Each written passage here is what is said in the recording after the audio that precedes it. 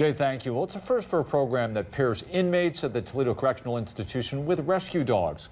Inmates foster and train the dogs, and in just over a year, that work has helped find homes for almost 100 pooches. It's a partnership between the prison and the rescue group Planned Parenthood. 13 Action News reporter Lisa Guyton joins us live with the details. Lee and Christian, there have been puppies at the prison in the past, but for the very first time, there is a nursing mother with her litter.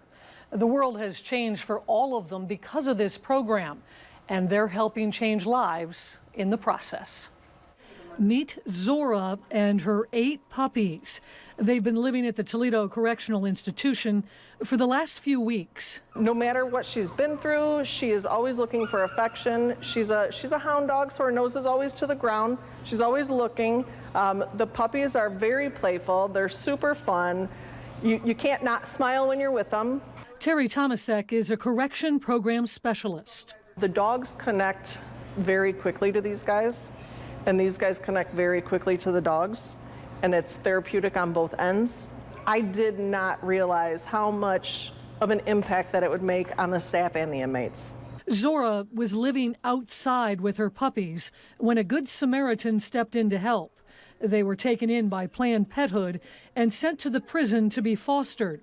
Terry says Zora quickly realized she was safe here. She was a little bit nervous, kind of withdrawn a little bit, but it didn't take her long to realize that everybody was here to support her and to love her. Jen Paulin also works at the prison. She started the foster and training program last summer and says it has had an enormous impact on the inmates working with the dogs. It gives them something to care for, and it gives them, a purpose. I feel like it gives them, something to love. Like the other dogs in the foster and training program at the prison, Zora and the puppies are with their handler around the clock in a special unit where they receive care and training. Some dogs are here for a couple of weeks, others for several months. It's a lot of extra that we do. So when we do see the positive impact that it makes on the staff, the inmates, the families that are able to adopt the dogs, it makes it worth it for us. The inmates who are part of the program have to meet certain criteria. Program organizers say the impact of the dogs is far-reaching and profound. The guys learn a lot about how to be human again. Sometimes prison will take that piece out of them. Zora and her babies will soon be on their way to forever homes. And while saying goodbye is tough, there is always another dog in need. You know you're doing something good for not just the dogs, but the community. The pups have Z names just like their mom. Their names are things like Ziggy and Zaz.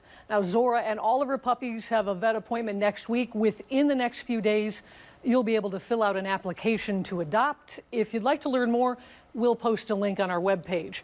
The prison foster and training program usually has at least 3 dogs at any given time, obviously a little more than that right now. On a side note, the inmates also run a doggy daycare and boarding program for employees at the prison. Lee? All right, Lisa.